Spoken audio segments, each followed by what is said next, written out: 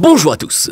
Avant de commencer, je me permets de faire une petite pub perso. J'ai sorti récemment sur ma chaîne un court-métrage qui s'appelle Job de rêve et je vous invite à aller le voir et à me dire ce que vous en pensez. Ça me ferait super plaisir et tout pitou. Bref, reprenons. Aujourd'hui, on s'attaque au panthéon de la science-fiction avec un film qui a laissé une patte indélébile sur l'univers cyberpunk. J'ai nommé Blade Runner. Faisons un petit retour rapide sur le contexte qui entoure ce long métrage.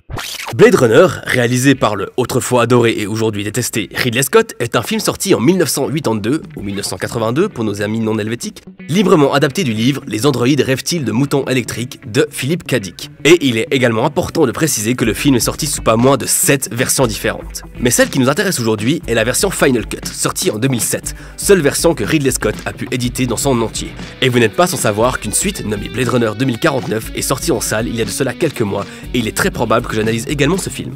Dans tous les cas, laissons-nous englober par les ténèbres de Blade Runner et résumons brièvement les événements de ce film. Si vous voulez passer directement à l'analyse, vous pouvez cliquer à ce minutage de la vidéo. Et c'est parti! Dans un Los Angeles pluvieux et sombre, la population terrestre est encouragée à émigrer vers des colonies extraplanétaires. Suite à plusieurs événements jamais véritablement évoqués dans le film, la faune et les grands espaces verts ont disparu. Nous sommes alors en l'an 2019. Merde! La Tyrell Corporation, ou Tyrell Corporation, façonne des androïdes humanoïdes nommés réplicants, des sortes d'esclaves modernes qui sont utilisés pour les travaux dangereux. Créés à partir d'ADN humain et dotés d'une force supérieure, ils ne sont ni des clones ni des robots. Le film commence alors qu'un groupe de réplicants se révolte sur une colonie extraterrestre. Pensant qu'ils ont rejoint la Terre, un Blade Runner répondant au nom de Rick Deckard se voit confier la mission de les identifier et de les éliminer. Et là vous me demanderez, mais qu'est-ce qu'un Blade Runner? Et là je vous répondrai... Les Blade Runners sont une unité policière spéciale dont l'objectif principal est la régulation des réplicants et d'endiguer toute menace qu'ils pourraient représenter. Et c'est ainsi que nous retrouvons notre très cher Harrison Ford qui campe le rôle de Rick Deckard, un Blade Runner taciturne à 1000 lieues d'un Han Solo ou d'un Indiana Jones. Son enquête va forcément le mener au siège de la Tyrell Corporation et à sa rencontre avec Rachel, assistante de Eldon Tyrell, directeur de l'usine. Ce dernier propose à Deckard d'effectuer le test qui permet de déterminer si une personne est un réplicant ou pas, sur son assistante.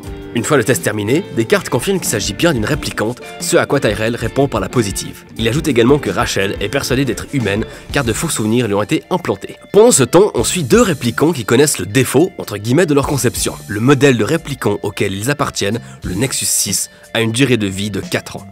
Si je précise défaut entre gros guillemets, c'est parce que les scientifiques qui ont conçu le Nexus 6 ont fait exprès de donner une vie courte à ces réplicants, dans le but qu'ils ne s'humanisent pas.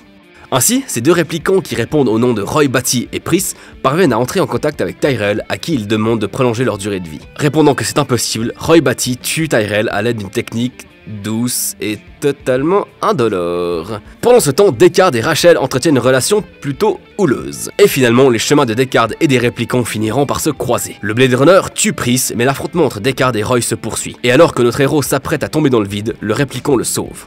Ainsi se conclut ce combat sur le toit d'un immeuble, un réplicant en slip sous la pluie, prononçant un monologue absolument magnifique avant de s'éteindre. Et aujourd'hui, la question qui fait tant débat et que vous devez certainement connaître, c'est est-ce que Deckard est un réplicant ou non? Plusieurs séquences laissent planer le doute et je citerai par exemple le fameux plan des yeux rouges de Deckard. Effectivement, les réplicants sont souvent représentés dans le film avec des yeux rouges. Cet élément n'est qu'une indication laissée au spectateur et n'est donc pas visible par les personnages du film. Et une scène de Blade Runner qui n'était pas présente lors de la première version du film montre assez clairement un Deckard avec les yeux rouges. Simple reflet d'un projecteur ou volonté de Ridley Scott de montrer au spectateur cette vérité? Là est la question.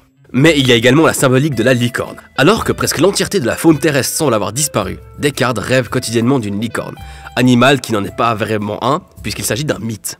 Et à la fin du film, un autre Blade Runner menace Deckard de tuer Rachel, avec qui il entretient une relation quelque peu particulière. Mais on y reviendra.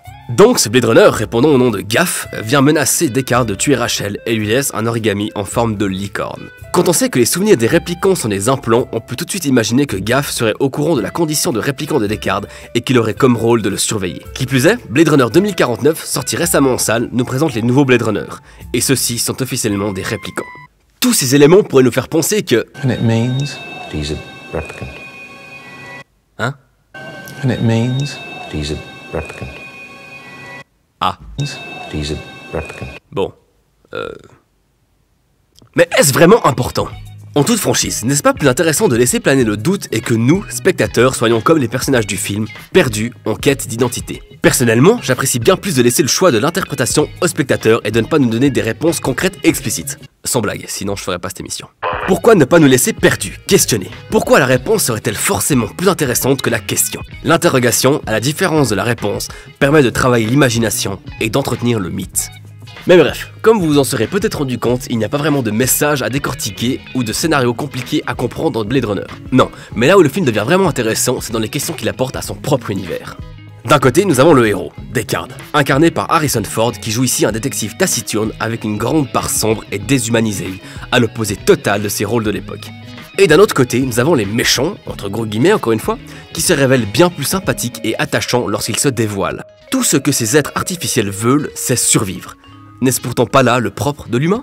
Ainsi, les rapports sont véritablement inversés. Alors que l'on voit Deckard forcer Rachel à faire l'amour, non mais sérieux, on est à la limite du viol là, on découvre notre antagoniste principal pleurer sous la pluie, car il sait qu'il va cesser d'exister d'ici quelques instants. D'ailleurs, que fait-il suite à l'affrontement avec Deckard? Alors qu'il aurait pu le laisser tomber dans le vide, il l'aide à remonter sur le toit et déclare ce magnifique monologue.